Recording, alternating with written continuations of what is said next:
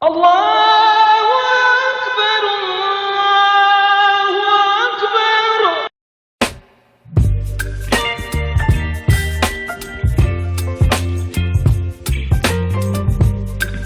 Orang yang sholatnya dikerjakan dengan cara berjamaah, itu amalnya diterima oleh Allah karena kebaikan atau karena kebaikan daripada imam yang melaksanakan ibadah sholat berjamaah.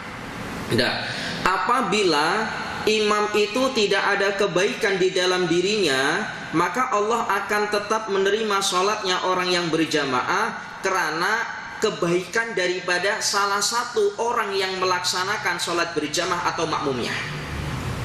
Andaikan di antara makmumnya itu tidak ada kebaikan, imamnya tidak ada kebaikan, kemudian makmumnya juga tidak ada kebaikan, Allah pun akan tetap menerima amal-amal sholat yang dikerjakan dengan cara berjamaah. Disebabkan karena apa? Disebabkan karena banyaknya orang yang melaksanakan kebaikan berupa sholat berjamaah.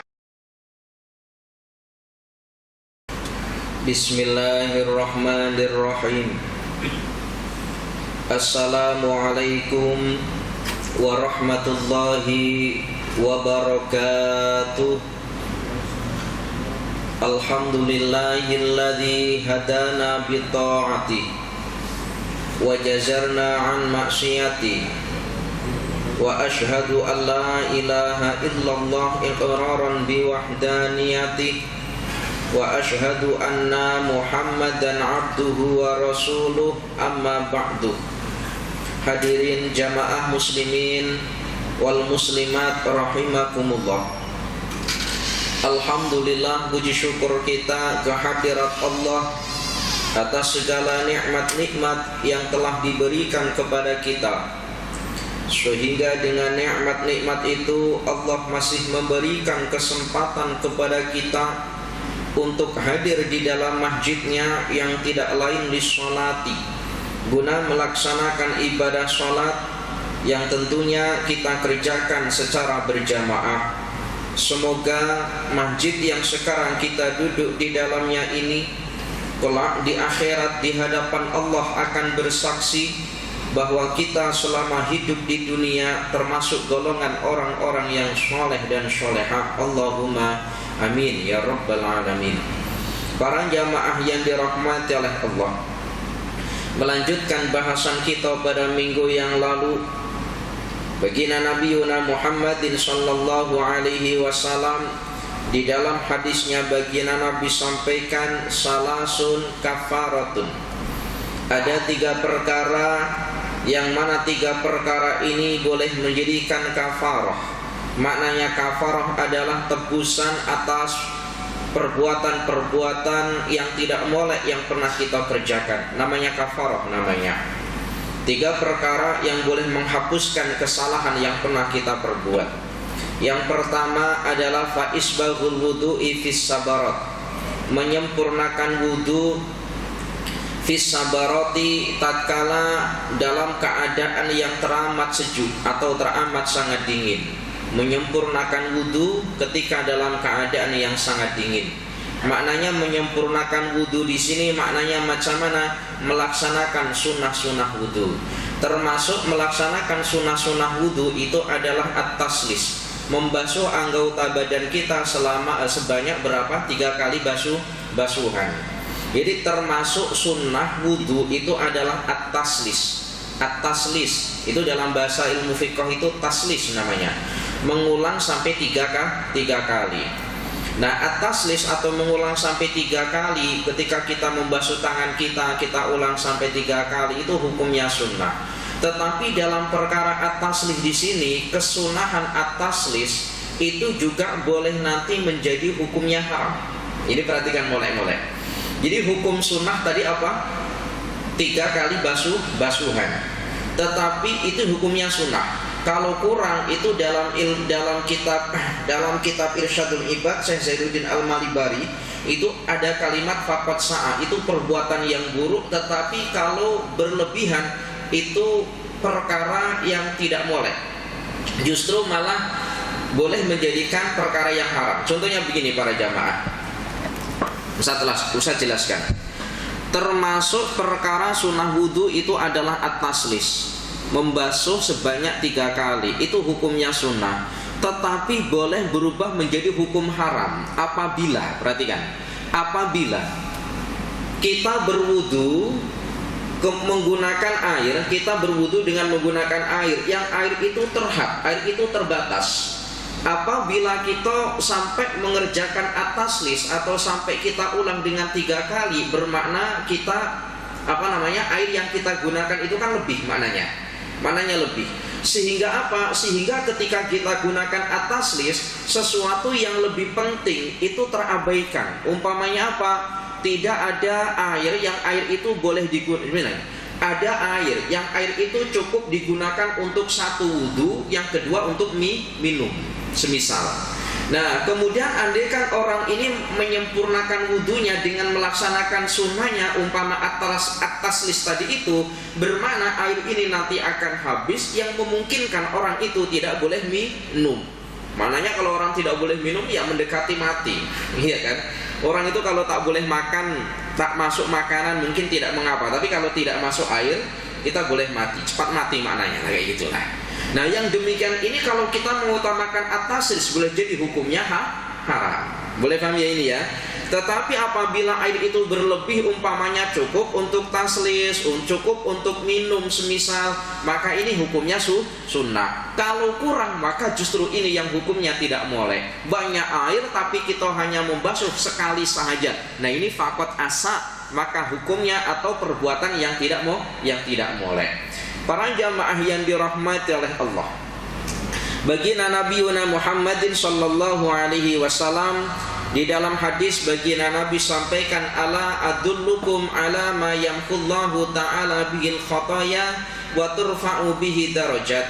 Adakah kalian nak aku sampaikan sesuatu perkara yang mana perkara itu boleh menjadikan Allah menghapuskan kesalahan dan mengangkat derajat kepada kalian di akhirat?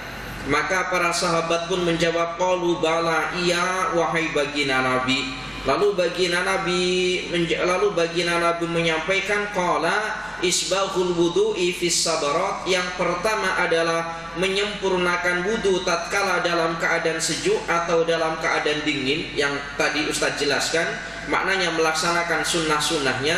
Wasobru alal makarihi, sobar atas perkara-perkara yang dia tidak senangi.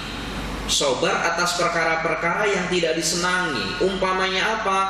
Umpamanya Allah berikan kemiskinan, gak ada orang yang senang dengan kemiskinan, itu tidak ada. Tapi kita sobar bila Allah berikan kemiskinan, sabar dan ridho. Para jamaah yang dirahmati oleh Allah, kenapa? Masya Allah, orang itu kalau sabar dan ridho atas kemiskinannya, maka doa-doa yang terkeluar daripada lisannya Allah ijabahi, Allah akan kabulkan. Tapi ini tadi, orang yang sabar atas miskin dan orang yang sabar atas kemiskinannya dan ridho atas kemiskinannya, maka kelebihan orang yang demikian ini doanya itu mustajabah. Para jamaah yang dirahmati oleh Allah, begitupun keistimewaan orang miskin. Keistimewaan orang miskin itu nanti ketika berada di akhirat, ada satu doa yang doa ini dilafalkan oleh baginda Nabi, meskipun doa ini tingkatan hadisnya adalah dhaif. Dhaif itu maknanya macam mana Ustaz? Lemah. Ustaz, kalau ada hadis dhaif, apakah kita tidak boleh beramal kepada hadis tersebut? Boleh, asalkan tidak berhubungan dengan akidah. Kalau berhubungan dengan akidah, kita tidak boleh beramal. Kalau hanya nasihat-nasihat tidak mengapa. Baginda Nabi berdoa, Allahumma ahyini miskinan, ya Allah kau hidupkan aku di dunia sebagai orang miskin, wa amitni miskinan, dan kau matikan aku sebagai orang miskin, wakhsyurni fi zumratil masakin fi yaumil qiyamah, dan ya Allah kau kumpulkan aku berserta dengan golongan orang-orang miskin ketika pada hari kiamat. Keistimewaan yang tidak dimiliki oleh orang-orang kaya, ya Allah ya Karim. Maka ya tentu orang miskin yang sabar dan ridho dengan kemiskinannya. Wa kasratul khuta ilal masajidi, kata baginda Nabi, kemudian memperbanyak melangkahkan kaki kepada masjid.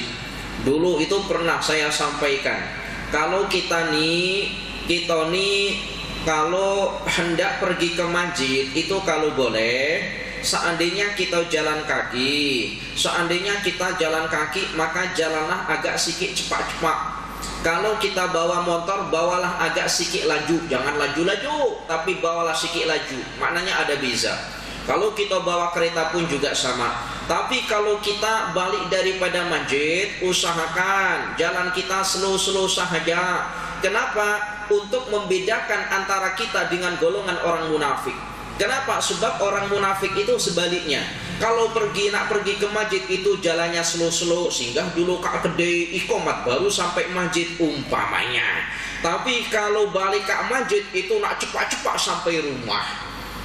Boleh paham ya ini ya? Supaya kita beda dengan golongan orang munafik, kalau pergi ke masjid cepat-cepat, seolah-olah hati kita nak cepat sampai masjid, kemudian kita nak sholat qobliyah atau kita nak sholat tahiyatul masjid. Bila kita balik daripada masjid, slow-slow saja jalannya. Kenapa? Seolah-olah hati kita tidak ridho meninggalkan masjid. Berbeda dengan orang munafik. Kalau orang munafik itu nak pergi masjid, slow-slow jalannya. Tunggulah nanti kalau imam sudah dapat 1 rakaat baru sampai masjid, imam salam, assalamualaikum, dah tak ada dah dekat masjid, terus langsung balik umpamanya. Tapi kalau orang munafik pergi masjid slow-slow, tapi kalau pergi balik daripada masjid cepat-cepat. Ini termasuk tanda-tanda golongan orang munafik. Para jamaah yang dirahmati oleh Allah. Kemudian kata baginda Nabi, wa kasratul khutha ilal masajidi, memperbanyak pergi atau melangkahkan kaki menuju kepada masjid. Kemudian wangtidharus sholati ba'da sholati, menunggu sholat selepas melaksanakan sholat. Apa? Menunggu sholat selepas melaksanakan sholat. Umpamanya maghrib tadi sudah selesai kita kerjakan, kita tunggu duduk di masjid sampai daripada waktu sholat Isya. Nah ini maknanya wangtidharus sholati, menunggu sholat ba'da sholati, selepas ibadah sholat. Yang demikian ini kata baginda Nabi, fadzalikum ar-ribatu, ini adalah ribat. Ribat itu maknanya benteng. Apa benteng? Benteng ya, benteng. Maknanya benteng ini adalah sesuatu perkara yang boleh menghalau kita daripada perkara-perkara yang tidak baik. Ada benteng sungai menghalau supaya tidak banjir. Ada benteng kerajaan supaya musuh tidak boleh masuk dalam kerajaan. Sama, ini semuanya adalah benteng terhadap diri kita, yang andaikan semua yang disampaikan oleh baginda Nabi kita kerjakan, wa insyaallah kita akan selamat. Bukan hanya selamat di dunia, namun juga akan selamat di akhirat. Para jamaah yang dirahmati oleh Allah, para jamaah yang dirahmati oleh Allah. Kemudian sesiapa yang berwudu dalam keadaan suci, Ustadz saya ini sudah ada wudu, boleh apa tidak? Atau adakah keutamaan saya apabila saya kemudian melaksanakan wudu kembali? Jadi sudah ada wudu kemudian melaksanakan wudu kembali, apakah mendapat keutamaan?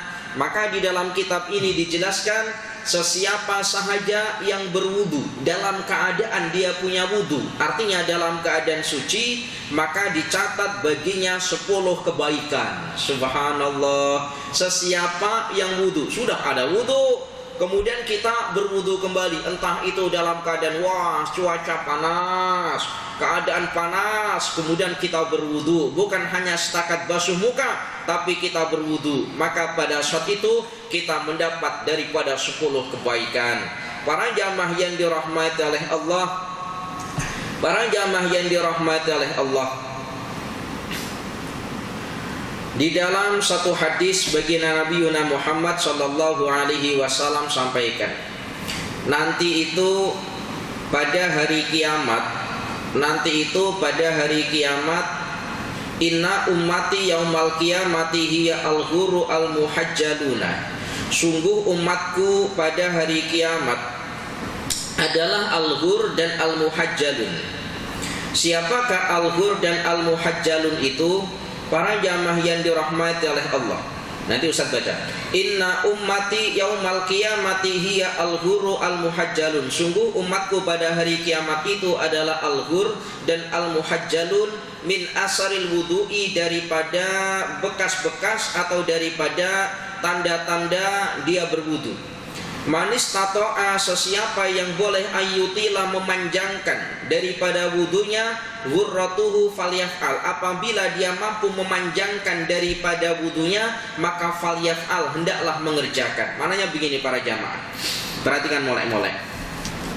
Nanti pada hari kiamat, kata baginda Nabi, umat-umat yang akan dikenali oleh baginda Nabi, kalau itu adalah umat baginda Nabi, itu adalah al-ghur dan al-muhajjalun.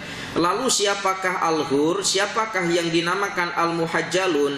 Al-ghur itu dalam bahasa Arab itu maknanya adalah warna putih yang ada pada, ini apa namanya ini? Kalau kuda itu ya, kuda itu di sininya itu biasa ada warna putihnya. Putih. Itu apa namanya? Ini apa namanya? Kening. Jidat. Apa? Dahi. Jadi al-ghur itu dalam bahasa Arab itu maknanya adalah warna putih yang ada pada dahi kuda. Itu al-ghur. Kemudian al-muhajjalun itu artinya adalah warna putih yang ada di telapak tangan dan warna putih yang ada di telapak kaki.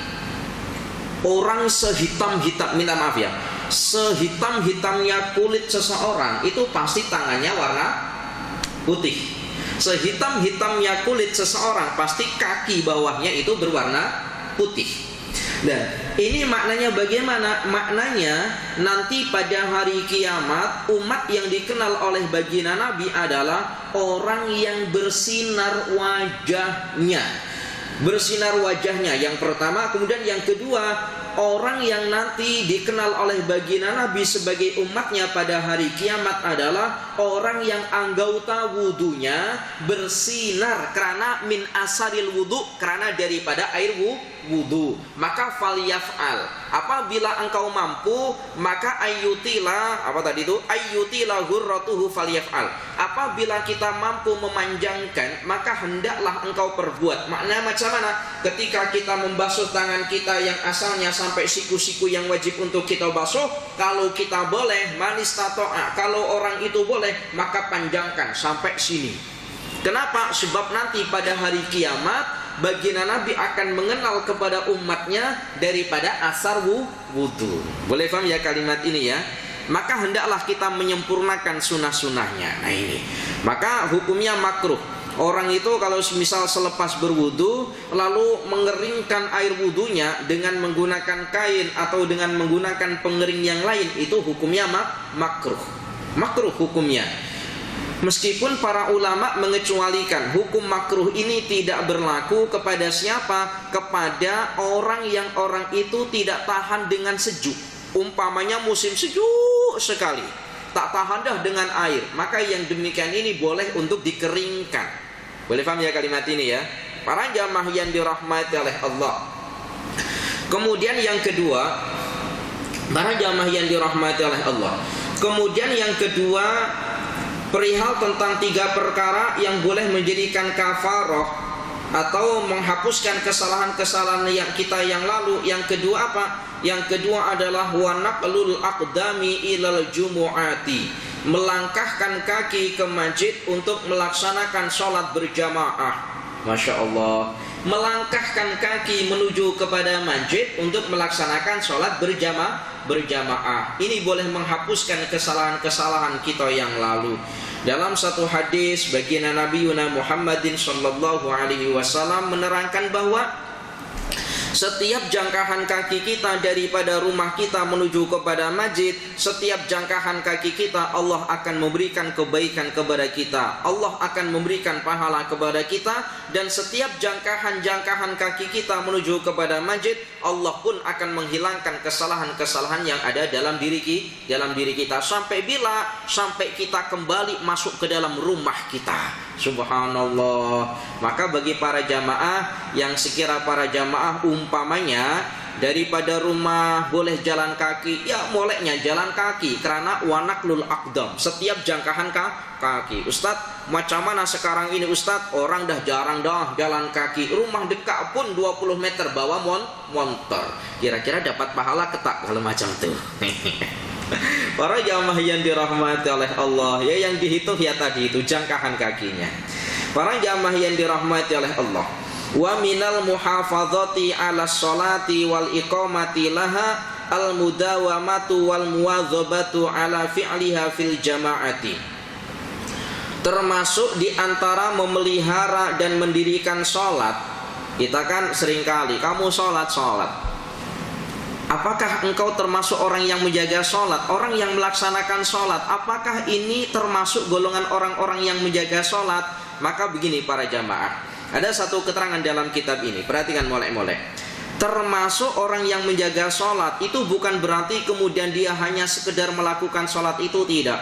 Wa minal muhafadzati ala sholati wal iqamati laha al mudawamatu wal muwadzabatu ala fi'liha fil jama'ati. Termasuk di dalam memelihara atau menjaga mendirikan sholat, yaitu mengerjakan secara berjamaah dengan cara berterusan.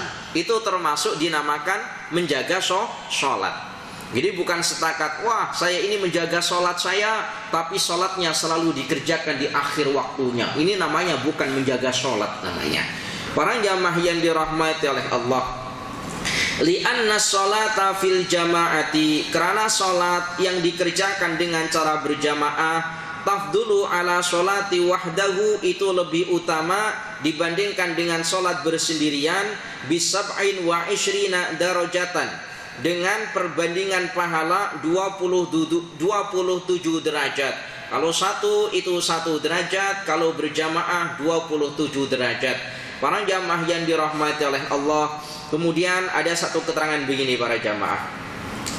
Orang yang sholatnya begini, orang yang sholatnya dikerjakan dengan cara berjamaah, itu pasti sholatnya diterima oleh Allah. Ada satu keterangan begitu. Ustadz tak ingat Arabnya macam mana, tapi begini keterangannya.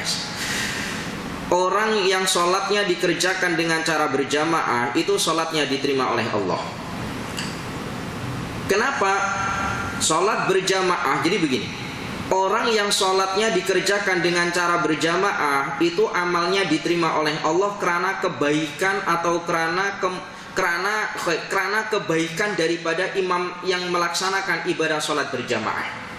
Nah, apabila imam itu tidak ada kebaikan di dalam dirinya, maka Allah akan tetap menerima sholatnya orang yang berjamaah karena kebaikan daripada salah satu orang yang melaksanakan sholat berjamaah atau makmumnya.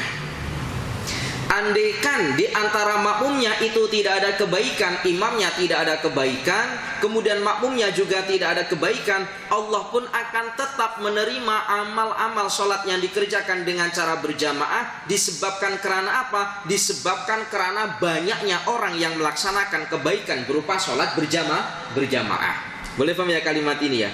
Itu termasuk keutamaan sholat berjamaah. Masya Allah, luar biasa. Para jamaah yang dirahmati oleh Allah, faman tasahala bihadza ribhi ad-dini al-ukhrawi alladzi la ta'aba fi tahsilihi wala masyaqqati fi nailihi, sesiapa yang meremehkan terhadap keuntungan-keuntungan yang berhubungan dengan agama dan berhubungan dengan akhirat, yang mana keuntungan tersebut tidaklah payah untuk mendapatinya, faqad azumat an masalihid dini ghaflatuhu, maka sungguh dia lalai, maka sungguh dia adalah orang yang lalai dalam mendapati kebaikan urusan agama. Jadi sekarang kan begini, sesiapa yang meremehkan, menganggap remeh atau menganggap mudah perihal tentang keuntungan yang hubungannya dengan agama dan akhirat, yang mana keuntungan tersebut itu tidaklah masyaqqat, tidaklah payah untuk mendapatinya, maka sungguh orang tersebut itu besar lalainya dalam urusan kebaikan agama. Contohnya ya tadi itu, orang sholat berjamaah. Sholat berjamaah ini bukanlah perkara yang berat, tetapi apabila dia menganggap remeh sehingga tidak melaksanakan sholat berjamaah, maka dikatakan sungguh orang tersebut itu besar lalainya dalam urusan agama.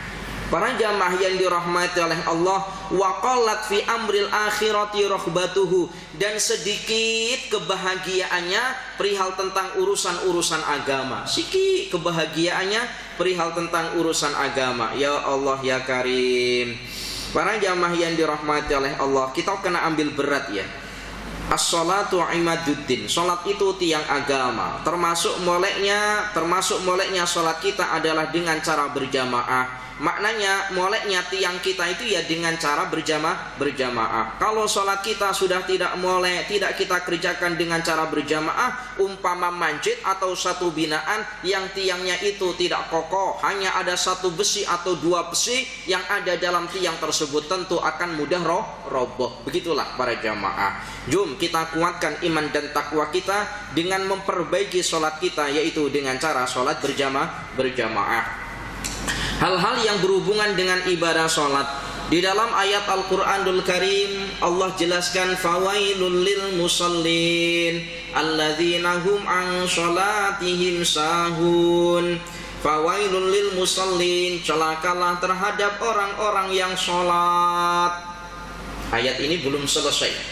Jadi celakalah bagi orang-orang yang sholat. Orang yang bagaimana? Alladzina hum an sholatihim sahun, yaitu mereka-mereka yang melaksanakan sholatnya dengan lalai. Lalu yang dimaksud dengan orang yang sholat, celaka orang yang sholat, yaitu orang yang sholat dikerjakan dengan cara lalai itu macam mana? Apakah orang itu tidak mengerjakan sholat? Kalau tidak mengerjakan sholat, tentu nyata-nyata orang itu lalai. Namun makna dalam ayat ini tidak. Makna dalam ayat ini orang yang lalai dalam mengerjakan sholat adalah humul ladzina yuakhiruna sholata fi waktiha, yaitu orang-orang yang mengerjakan sholat tapi sholatnya dikerjakan keluar daripada waktunya. Zuhur dikerjakan di waktu asar. Kenapa? Sibuk kerja, tahu-tahu sudah pukul 5. Sibuk kerja, zuhur tak nampak, zuhur tak dengar, zuhur tak terasa, ditunda-tunda, nantilah. Akhirnya sadar pukul 5. Maknanya apa? Waktu zuhurnya tidak dikerjakan, sholat zuhur dikerjakan di waktu asar. Lalai yang demikian ini. Jadi orang yang lalai dalam sholat bukan berarti tidak mengerjakan sholat, tetapi sholatnya dikerjakan keluar daripada waktunya. Wal wailu syiddatul adzab. Tadi dikatakan fawailul lil musallin, celakalah terhadap orang-orang yang sholat.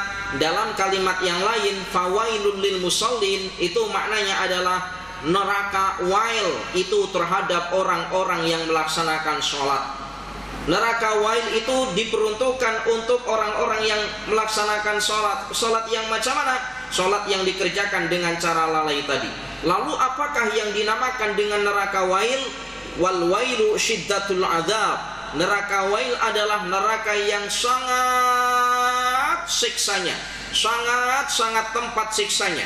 Wa qila wadun fi jahannama law suyirat fihi jibalud dunya ladzabat min syiddati harrati wa huwa maskanun may yuakhiru sholata an waqtiha. Kemudian diterangkan yang dinamakan dengan neraka wail adalah satu jurang, wadun, satu jurang yang ada di dalam neraka jahanam, yang mana jurang tersebut terdapat kobaran api yang dahsyat, yang seandainya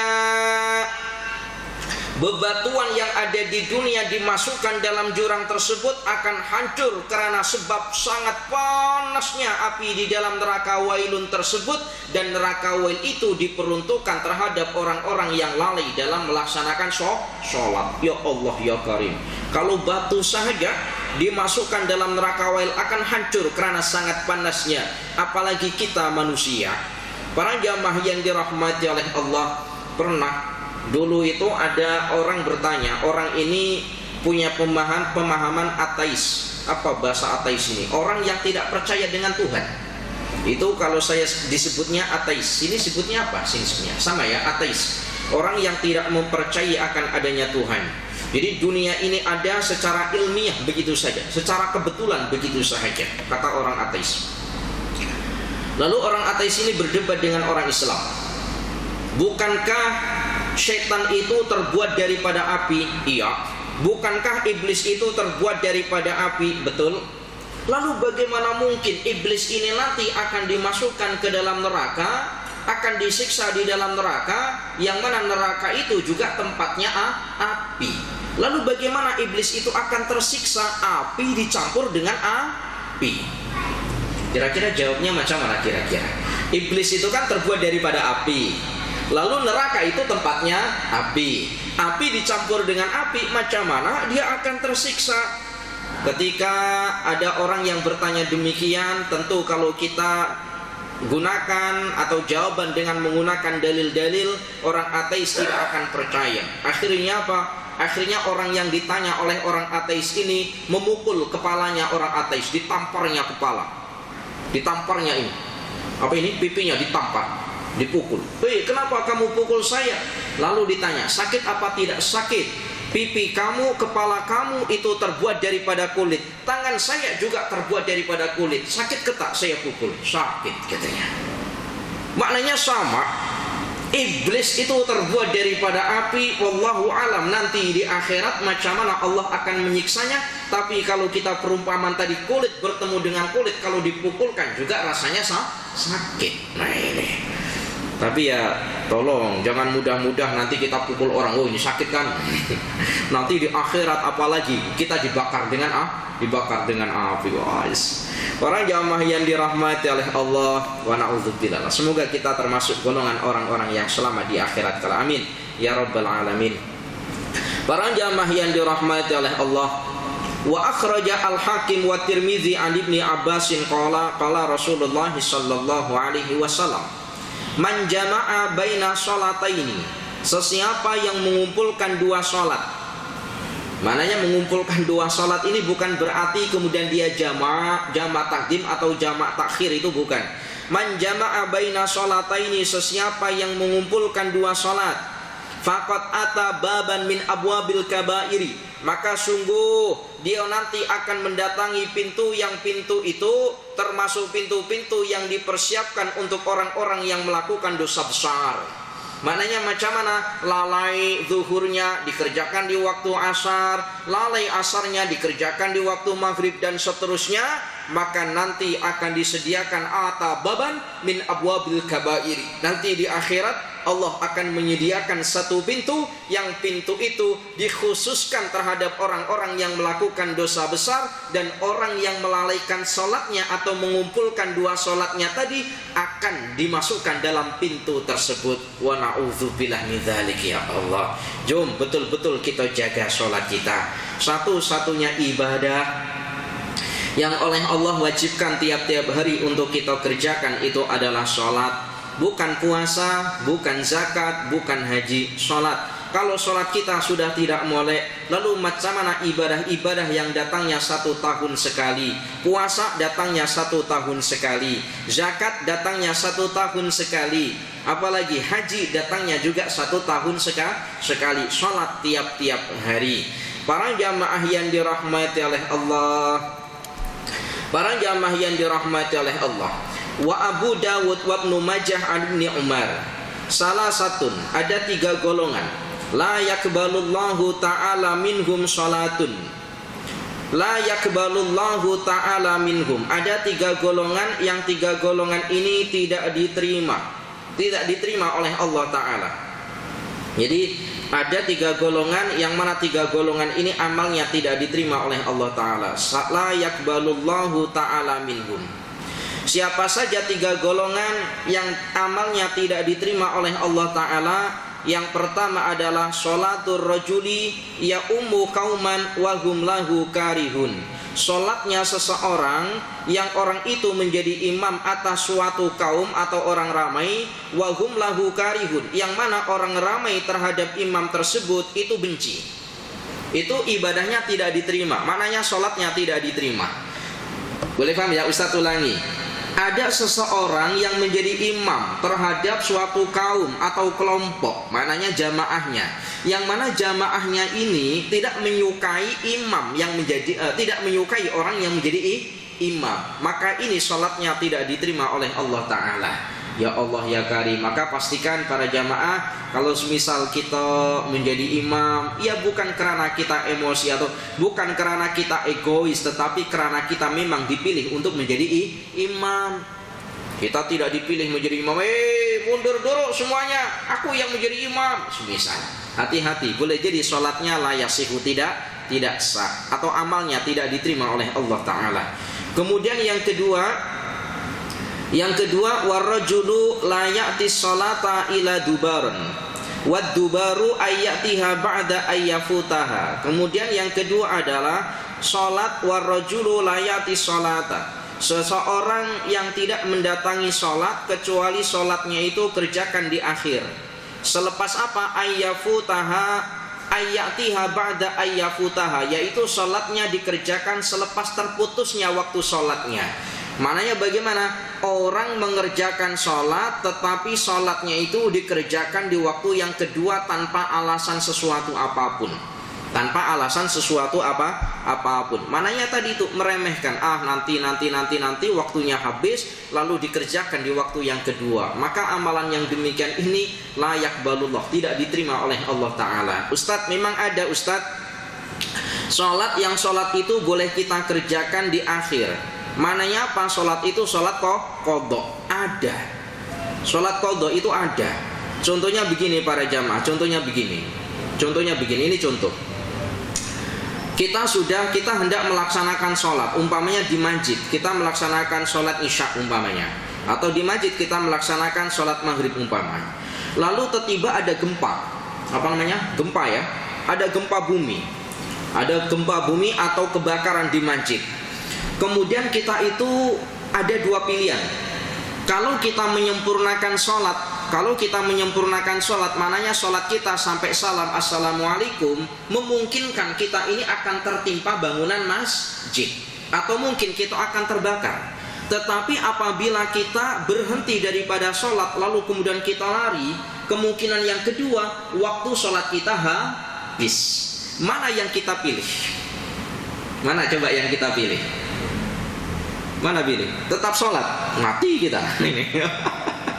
Tapi yakin ya, namanya ini memang betul-betul gempa, sudah runtuh. Ini kalau saya tetap melaksanakan sholat, pasti saya akan terkena bangunan. Maknanya ya kemungkinan matilah. Tapi kalau saya mufaraqah, maknanya saya berhenti sholat, saya lari, memungkinkan waktu sholat habis. Lalu macam mana? Nah, dalam perkara ini itu tidak mengapa. Kita mufaraqah artinya apa? Berhenti daripada melaksanakan sholat, menyelamatkan jiwa. Kita lari. Terus macam mana waktunya habis? Nanti boleh yang namanya qadha. Boleh yang namanya qadha. Atau yang kedua contohnya begini, ada musuh. Kita ini tengah sholat, lalu ada orang jahat yang hendak mendatangi kita, yang hendak membunuh kita. Wah, ini kalau saya tetap lanjut sholat, ini tentu saya akan mati. Tapi kalau saya lari, waktu saya akan habis. Ini kan sangat mungkin sekali. Bagaimana yang demikian ini? Maka pilih yang lari. Dalam perkara ini, dalam ilmu fiqh itu tidak mengapa, tapi nanti wajib qadha. Atau qadha. Atau orang itu sudah sholat tetapi juga wajib qadha. Contohnya apa? Ayo, tadi kan belum sholat karena lari tadi itu, dan dia wajib qadha. Belum sholat tapi dia wajib qadha. Nah sekarang dia ini sudah sholat tapi juga wajib qadha. Contohnya macam mana? Contohnya begini contohnya. Ketika kita perjalanan, kita musafir, bepergian, lalu pakaian kita itu terkena najis. Sholat dengan pakaian yang ada najis, kira-kira sholatnya sah apa tidak? Tidak sah, karena tubuhnya ada najis atau pakaian atau membawa najis, sholatnya tidak sah. Nah, tetapi kita hendak mengganti baju kita, itu tidak ada pakaian yang lain kecuali pakaian yang terkena najis, dan kita tidak mungkin untuk membersihkannya. Andaikan kita nanti sampai tempat tujuan baru melaksanakan sholat, bermakna sholat kita ini akan terputus. Terputus itu kita tidak melaksanakan sholat pada waktu itu. Kalau kita melaksanakan sholat kita dengan menggunakan pakaian yang terkena najis, kira-kira macam mana kira-kira? Tetap sholat atau sholatnya nanti diqadha selepas kita sampai? Ini sangat mungkin sekali loh terjadi. Kira-kira macam mana Haji? Maka begini, maka tetap melaksanakan sholat meskipun dalam keadaan pakaian yang terkena najis.